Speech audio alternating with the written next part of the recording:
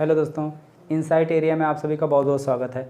दोस्तों इस समय हम लोग समय, दूरी और चाल वाला चैप्टर पढ़ रहे हैं। ठीक है, इस चैप्टर में ऑलमोस्ट लगभग आपके सभी टाइप के क्वेश्चन मैंने करवा दिए हैं, या ऑलमोस्ट सभी टॉपिक मैंने बता दिया। अगर कोई टॉपिक किसी का कोई छूट गया हो या कोई टॉपिक मुझसे मिस हो गया हो तो आप लोग उसको कमेंट बॉक्स में कमेंट करके बता दीजिए, मैं उसको भी पढ़ा दूंगा। ठीक है, आज हम लोग ऐसे क्वेश्चन को सॉल्व करेंगे जो नॉर्मली अगर हम फार्मूले बेस्ड, यानी अगर हम नॉर्मली जो कॉन्सेप्ट जानते हैं उस कॉन्सेप्ट से अगर लगाने बैठेंगे तो 1-1.5 पेज में ये क्वेश्चन जो है जाके सॉल्व होगा। अब सोचिए, अगर आप एग्जाम के दौरान यही क्वेश्चन 1-1.5 पेज में इसका सॉल्यूशन निकालते हैं तो क्या होगा, बाकी क्वेश्चन को तो आप टाइम ही नहीं दे पाएंगे, यानी क्वेश्चन तो आपके एग्जाम में छूटने तय हैं। तो अगर एग्जाम में आपका क्वेश्चन सब नहीं अटेम्प्ट कर पाए, छूट रहे हैं, तो फिर क्या रिजल्ट आएगा वो तो सबको जानते हैं। ठीक है, तो आइए देखिए इस क्वेश्चन को मात्र 3 से 4 लाइन में कैसे सॉल्व करें।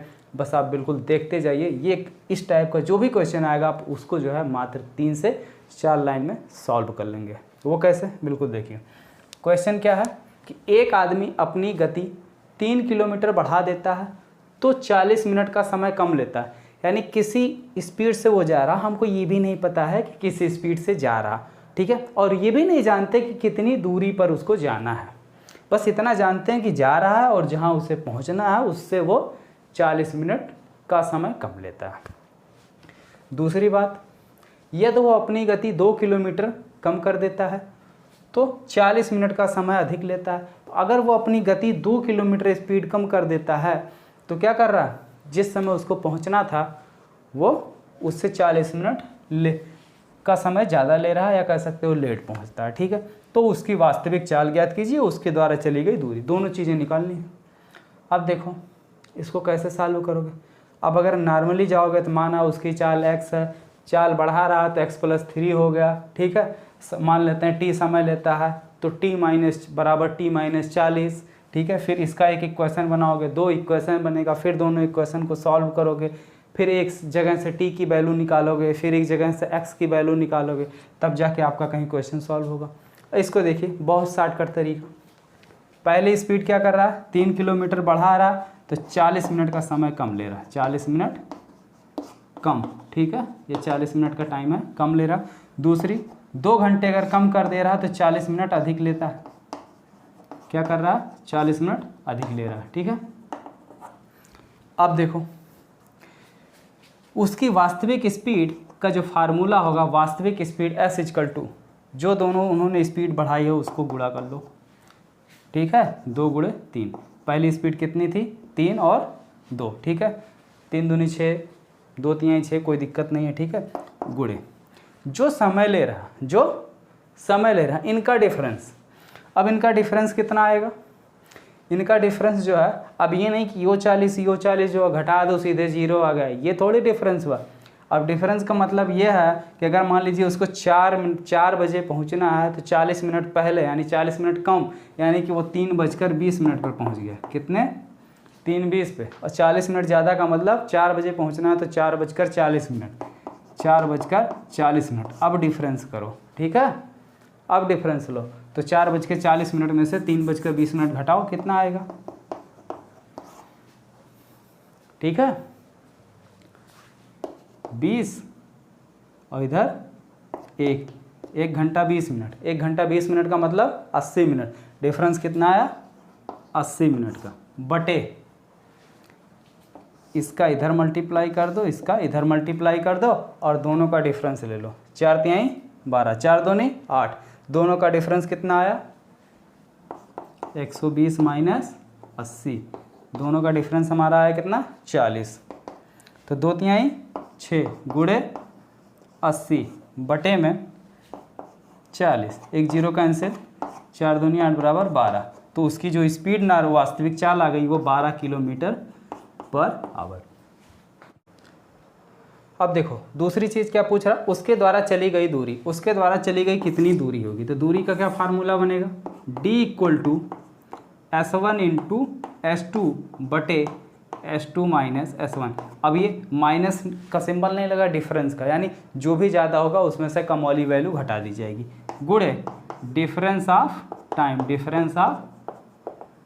ठीक है, तो S1 हमने लिया रियल वाली चाल वास्तविक, S1 की वैल्यू हमेशा आप जो है रियल लोगे, ठीक है, जो वास्तविक चाल आपने निकाली है। तो उसकी वास्तविक चाल कितनी है 12 गुणे S2, कोई एक उठाओ।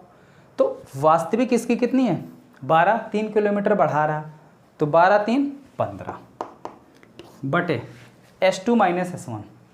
S2 कितना है 15, S1 कितना है 12, डिफरेंस कितना है 3, डिफरेंस ऑफ टाइम। अब देखो ये kilometre per hour, kilometre per hour, kilometre per hour, ठीक है, सारी चीज़ें आपकी किलोमीटर पर आवर में, लेकिन ये डिफरेंस आपका मिनट में दिया हुआ, तो इसको भी क्या करो घंटे में बदल लो, 60 से भाग कर दो, ठीक है, 3 पचे 15 और 6 के 6, 6 दूनी 12, 5 दूनी 10 और गुणे 4 बराबर 10 चौक 40 किलोमीटर।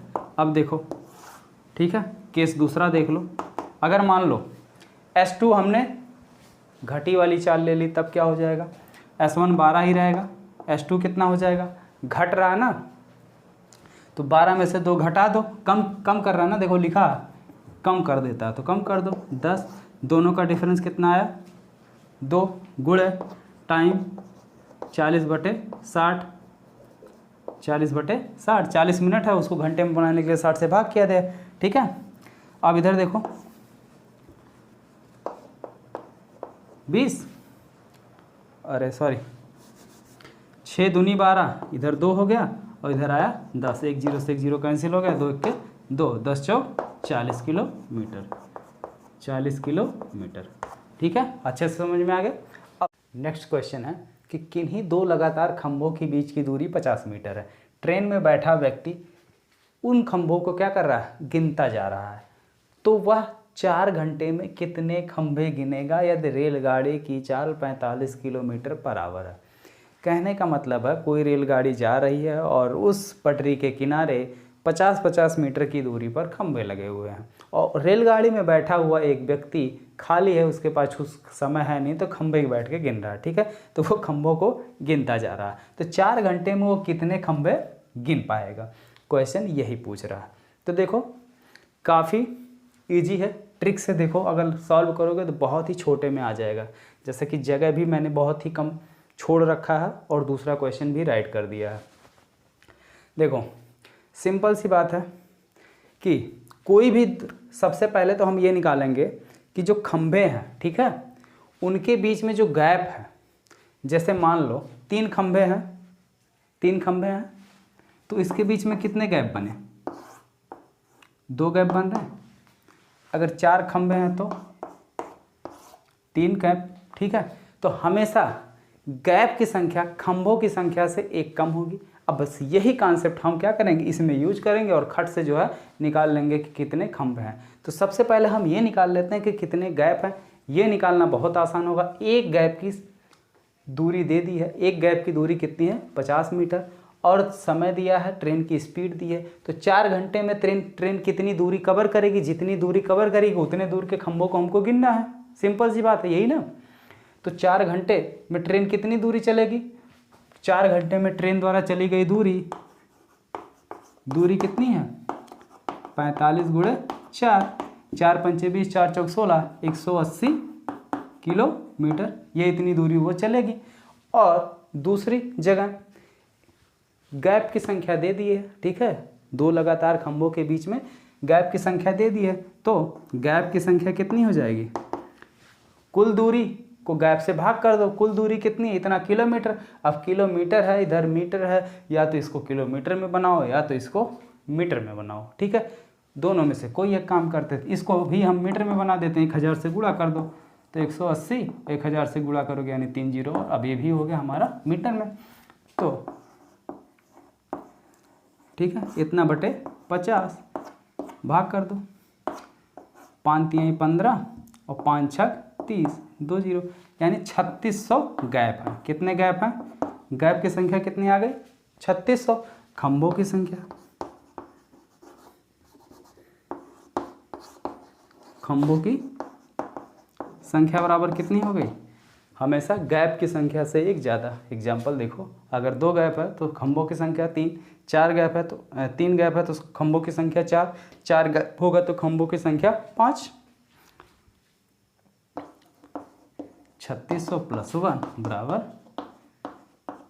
3601 खंभे। ठीक है, ये हमारा आंसर हो गया। अब देखिए अगला क्वेश्चन, ठीक है, समझ में आया? नोट भी कर सकते हैं या स्क्रीनशॉट ले लीजिए। नेक्स्ट क्वेश्चन देखिए कि एक बस है, ठीक है, एक बस एक व्यक्ति को पार कर रही है, और कैसा व्यक्ति है? जो उसी दिशा में 12 किलोमीटर/आवर की चाल से जा रहा है। ठीक है, व्यक्ति जो है इस डायरेक्शन में जा रहा है 12 किलोमीटर/आवर की चाल से, और इसी डायरेक्शन में बस भी हमारी जा रही है, लेकिन किस चाल से जा रही है ये दिया नहीं है। वह आदमी, ठीक है, वह आदमी उस बस को 2 मिनट देख पाता, यानी जब बगल से उस आदमी के बस से गुजरती है, ठीक है, आदमी के बगल से जब बस हमारी पास करती है तो वो जो आदमी है उस बस को केवल 2 मिनट देख पाता है, उसके बाद बस गायब हो जाती है। ठीक है, इस स्पीड से जा रही है, 2 मिनट देख पाता है, या ऐसे दूसरे शब्दों में कह सकते हैं वह बस उसे 1.2 किलोमीटर तक दिखाई देती है। ठीक है, 2 मिनट देखता, समय भी दे रहा है और कितने दूरी तक दिखाई दे रही है, 1.2 मीटर।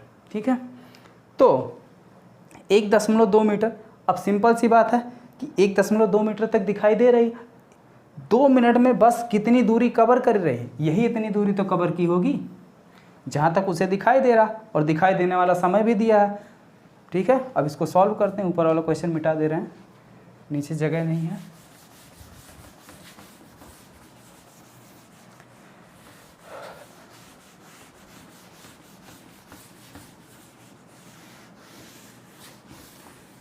लाइट कट जाती, बड़ी गर्मी लगती है।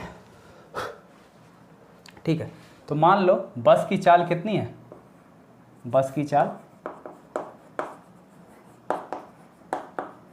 चाल मान लिया गया कितनी है? x है। ठीक है, अब देखो बस भी उसी डायरेक्शन में जा रही है और आदमी भी उसी डायरेक्शन में जा रही है, तो आदमी के सापेक्ष बस की चाल कितनी हो जाएगी? ठीक है, रिलेटिव स्पीड, जो पीछे कॉन्सेप्ट पढ़ते आए हो। ठीक है भाई, एक ही डायरेक्शन में दो चीज़ें अगर चल रही हो, एक के सापेक्ष दूसरी पूछी जाए, तो हमारी रिलेटिव स्पीड क्या हो जाएगी? बस में से आदमी की चाल घटा दो, km/h। ठीक है, अब ये स्पीड मिल गई रिलेटिव, तो दूरी बराबर क्या होता है? चाल गुणे समय। चाल कितनी है? x - 12। समय कितना? 2 मिनट। दूरी कितनी है? ये मिनट में है, मिनट को घंटे में बना लो, 60 से भाग कर दो, घंटे में हो गया 1.2 किलोमीटर। अब इसी को सॉल्व कर लो, x - 12 गुणे 2, 60 को उधर भेज दो तो हो जाएगा 36। ठीक है, अब एक अंक के बाद दशमलव है। ठीक है, अब 2 को उधर कर दो, x - 12, 2 को उधर भेज दो तो ये हो गया 18 दूनी 36। x बराबर 18 + 12 बराबर 30 km/h। तो बस की चाल कितनी आ गई? 30 km/h। ठीक है, तो ये था हमारा जो है थोड़ा सा अलग टाइप का क्वेश्चन, जो हमारे नॉर्मल फार्मूलों से हटकर था। तो इसी के साथ आपका समय, दूरी तथा चाल का जो चैप्टर था ये कंप्लीट हो गया। अब अगले चैप्टर में हम लोग पढ़ेंगे नाव धारा के क्वेश्चन। ठीक है, अगला जो हमारा चैप्टर होगा वो नाव धारा का होगा। ठीक।